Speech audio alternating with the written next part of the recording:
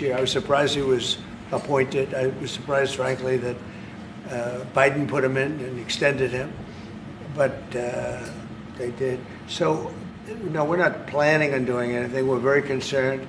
He's doing a little renovation for $2.5 billion of the Fed, building a renovation, and they have a close to $900 million cost overrun. And it's a shame, but the biggest cost overrun is the cost overrun for interest rates, because we should be paying 3 points lower, and we would save $1 trillion a year in interest if that were the case. And all it is the stroke of a pen. And that goes for his board too, because his board is not doing the job, because they should try and rein this guy in. So he's doing a lousy job, but no, I'm not talking about that. Fortunately, we get to make a change in the next, 8 months or so, and we'll pick somebody that's good, and we'll pick somebody. I just want a fair job. We want to see lower interest rates. Our country deserves it. We're making a lot of money. We're doing great as a country. We have no inflation, record stock market, record business, record everything. Everything's a record now. We had the worst inflation in history under Biden, and now we have almost no inflation. We've done a great job, and we should have the interest rates cut. So you were saying the other day that Scott Bessent, you're so happy with him at Treasury that he's not your top option to replace Jerome Powell whenever that may be, whenever you decide what you want to do with him. Scott's doing a very good job. I'm very happy with Scott. Is Kevin Hassett on the top of your list? Kevin's somebody would consider. Kevin is fantastic too. We have a lot of good people for that job. It's not a tough job, to be honest. Assuming you're smart, it's not a tough job. If you're a dummy, then I guess it's a tough job. But it might be one of the easiest jobs I've ever seen. And now on top of it, he's building a close to $3 billion little nest egg for himself. He's not doing the right job. We should be saving $1 trillion a year in interest. When he talks about cost, we should be saving. Think of it, $1 trillion a year. Add that with the tariffs and everything else. But he just doesn't want. He's a knucklehead. But we'll see how that. We'll see how he's listening to this. Yeah, that's a strange conversation. But we like to say it like it is. But we have a lot of people that want that job very badly, and I'm only interested in low-interest people, frankly, because you don't need. I know.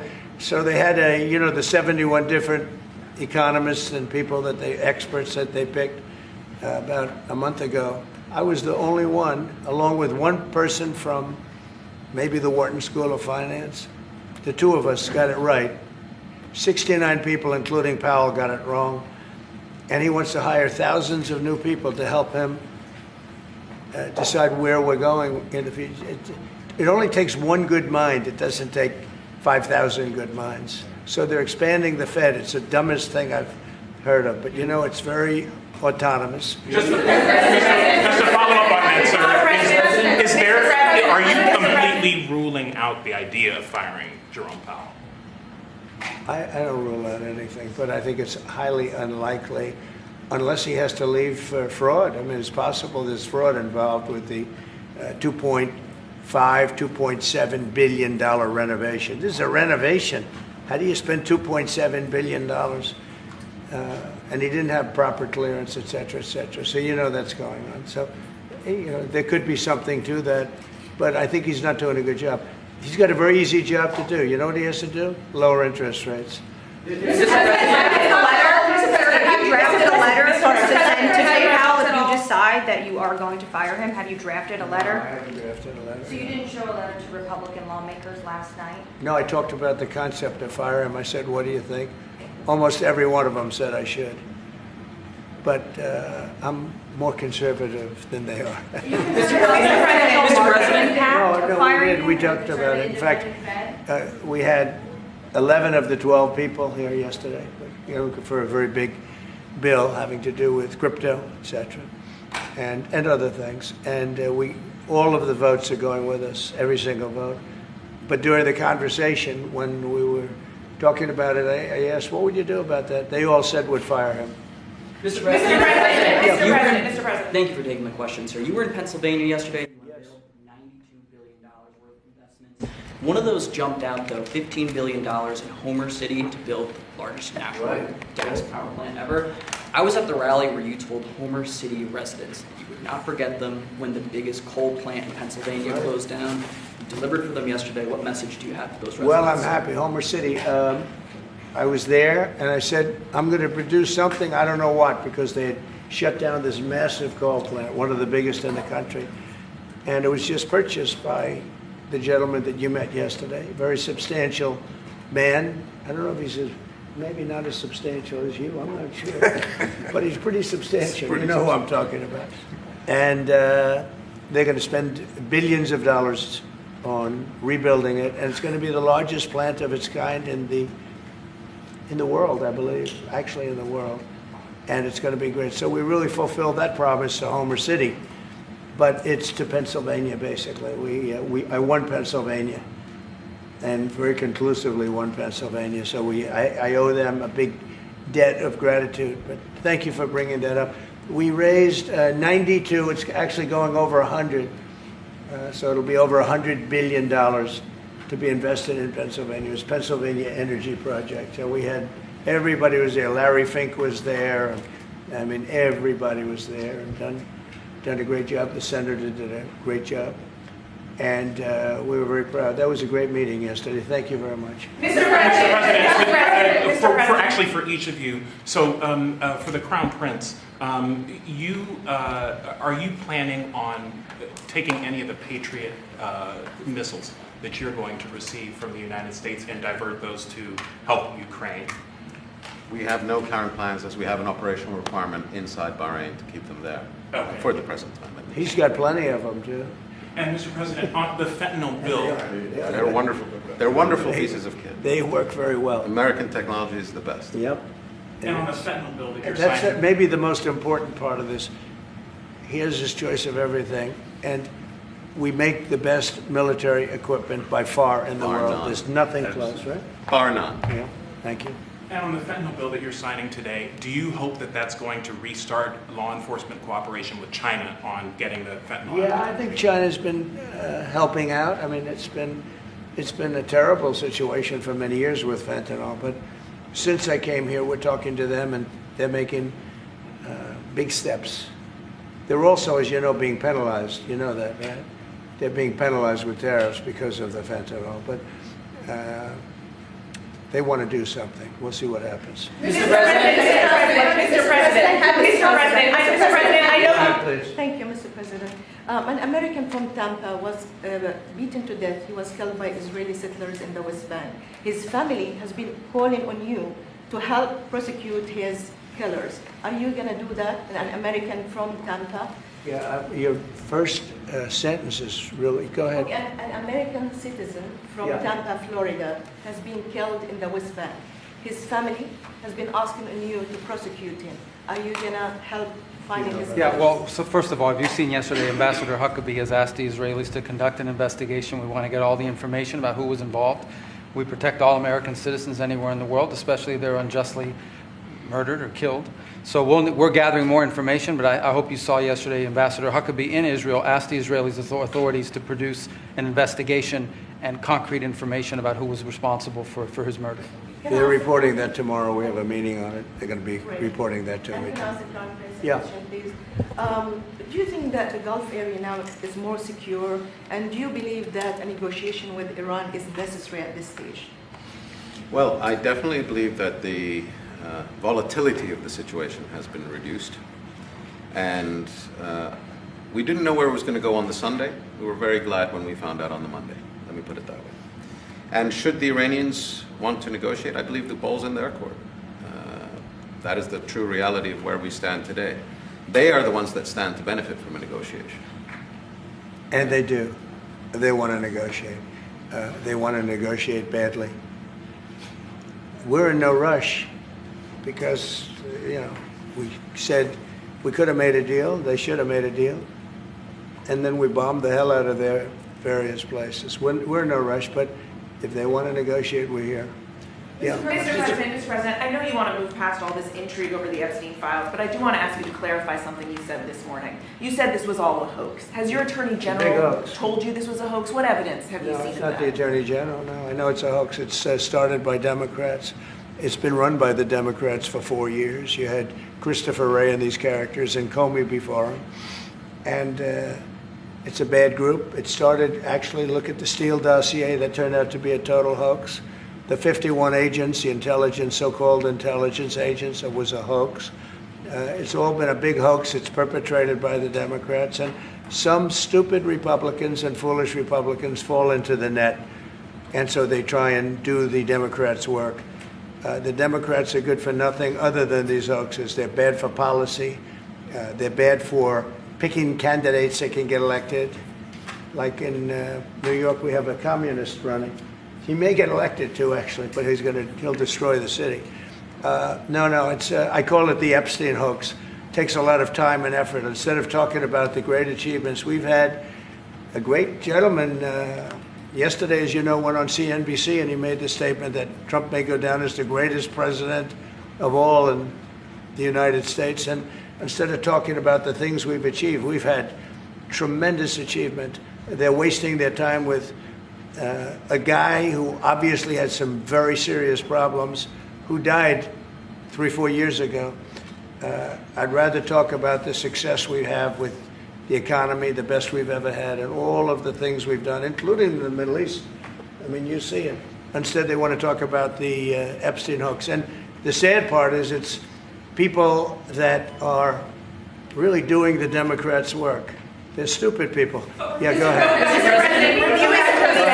Mr. President, there's lots of reports coming into this meeting that you planned on firing Fed Chair Jay Powell. Markets Is that reacted. right? Those are reports, but they're not true. So what would be useful to know, are you committed to picking someone from the outside? Are you going to interview individuals that are so on the many board people right that now? want that job.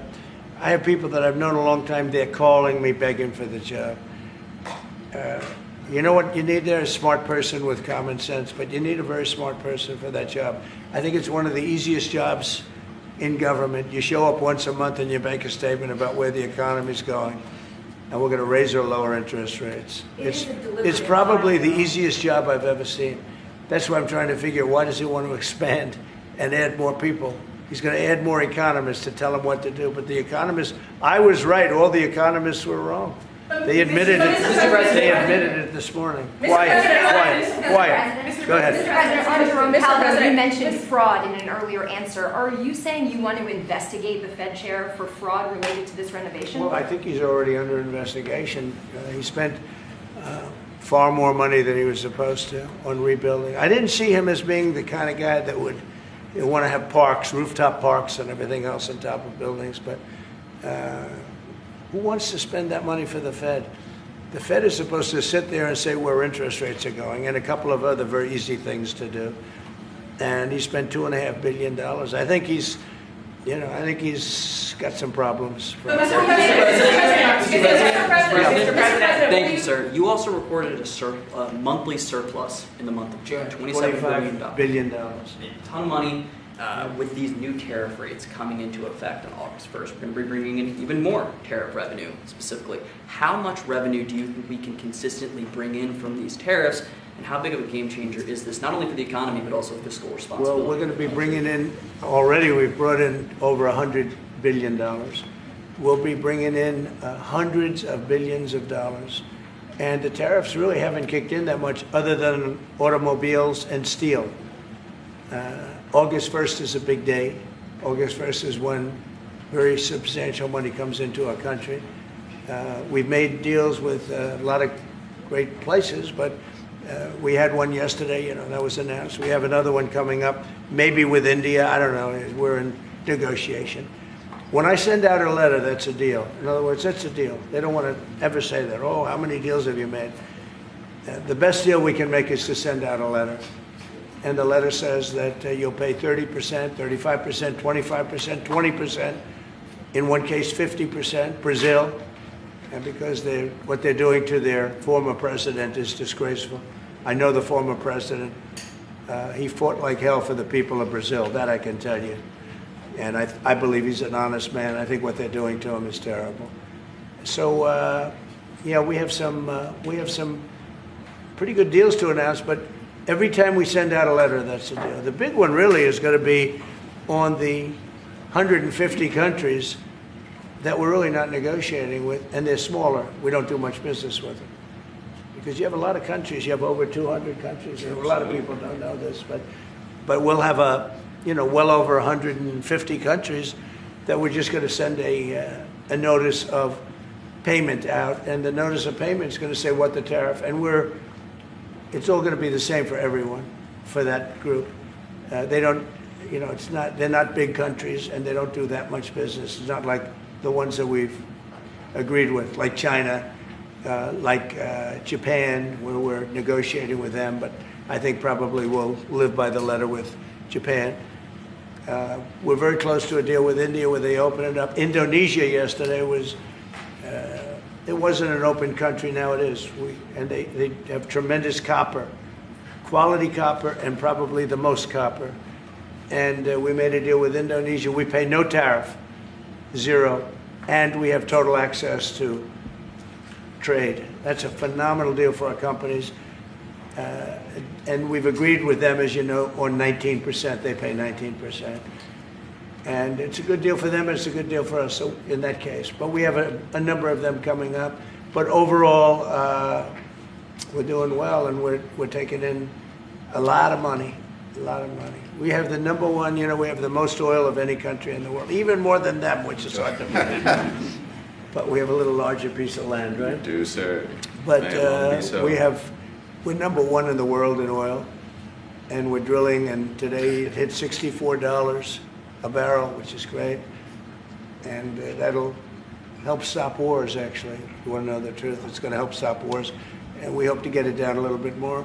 But we have oil down to $2, $2.25, $2.50 in numerous states. We hit one at $1.98 a gallon. And that's a great thing. That's one of the reasons that inflation's in check. When you can do that, you stop the inflation. What Biden did is he ended our policies, went to his policies. He doesn't have a policy. Some lunatic around the desk had a policy. Whoever operated the auto pen had a policy, which is, by the way, I think the biggest scandal. That's the scandal they should be talking about, not Jeffrey Epstein. The scandal you should be talking about is the auto pen, because I think it's the biggest scandal, one of them in American history. So the economy is doing really well, and people are seeing it. Yeah. Will you ask Attorney General Pam Bondi to release more documents to finally put this controversy to bed? Yeah, whatever's credible, she can release. If a document is credible, if a document's there that is credible, she can release. I think it's good. But it's just a subject. He's dead. He's gone, and all it is the Republicans. Certain Republicans got duped by the Democrats, and they're following a Democrat playbook, and no different than Russia, and all the other hoaxes. They're started by the Democrats, and some Republicans. In this case, I was surprised, but they got duped. But have you talked about it with her the last witness? President, first of all, your high-ranking officials, whether it's been your FBI director or Pam Bondi, they have made some inconsistent statements in the past. You've had. Well, I don't know. I can't speak about him, but I can say that Pam Bondi, I really think that she's done very good. She says, I gave you all the credible information. And if she finds any more credible information, she'll give that too. What more can she do than that? I mean, honestly, what more can she do? And we do have bigger problems. We have problems with millions of illegal people that came in here, and they're killers and murderers. We have 11,888 murderers that were allowed into our country by Biden, Sleepy Joe Biden, stupid Joe Biden. He allowed them into our country. And you know what? We got to do something about it. She's got a lot of things she's working on. And, it's very sad that somebody can be waylaid, that just get waylaid, but I think she's doing a great job, President. In your Truth Social this morning, you mentioned past supporters when you were talking about the Epstein issue. Does that mean that you're effectively disowning any supporters who are now calling? I lost a lot of faith in certain people, I lost, because they got duped by the Democrats. The Democrats are good for nothing. They've done a terrible job. They almost destroyed our country. If I didn't get elected, all these numbers you're hearing about, they found $25 billion and another 25 is coming in and hundreds of billions of dollars is pouring into our country. And we just got the biggest tax cut in history. We just got the biggest regulation cuts in history. There'll be no tax on tips. There'll be no tax on Social Security.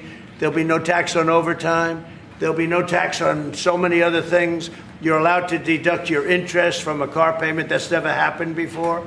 You borrow interest. You borrow money to buy a car if the car is made in America. And by the way, factories are being built all over America. Car factories, AI factories. But you get a deduction on your interest. Nobody ever thought of that before. It never happened before. And, you know, these are the things that they should be talking about. The big, beautiful bill is one of the greatest pieces of legislation ever in this country. And the Democrats have nothing to combat it. So they say, oh, it's death, death. Oh, that's good. And then they give it to the fake news, which is you and a few others. And the fake news talks about the bill is death. The bill is actually life. The bill is life, and it saves our country. This bill is incredible. Look at the results already. So we have $16 trillion being invested in our country. And this great gentleman and his family just came in with another billions of dollars. And if he didn't like the country, if he didn't like where we were going, he's very smart. He'd come, maybe he wouldn't even come. I think maybe he wouldn't even come. You'd save your time. But, because, you know, it's one of those things. But if he didn't like where this country was, he wouldn't be investing billions of dollars in this country. But think of it, $16 trillion, more than has ever been even contemplated before. And we haven't even started yet. So that's what I want to talk about. I want to talk about the success. And the Democrats have nothing to show for what they do. They almost destroyed. They allowed 25 million people to come into our country, gang members, jailbirds, from all over the world, not South America, from all over the world. They allowed them to come into our country from mental institutions, insane asylums, just walk right through. They couldn't come into your country. They couldn't come into any country in the world except our country. And they came in from the worst places, gang members, drug dealers. They all came in. Turn it off, please. They all came in.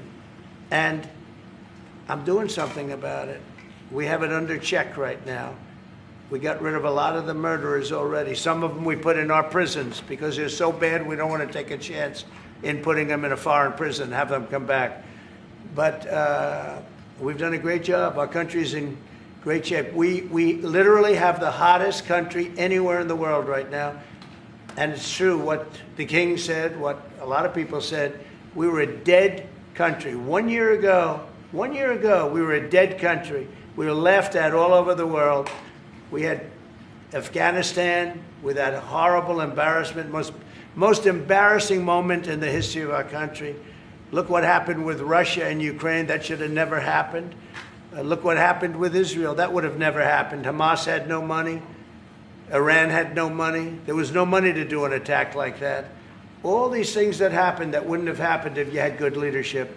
And that's what you should be talking about. Thank you very much, everybody. Thank you. Thank you. Thanks, guys. Head out. Let's go. Thank you, press. Hey, thank you. Come on, guys. Thank you, press. Thank you. It's another day in Paris. Thank you, Mr. President. Thank you, Brian. Thank you.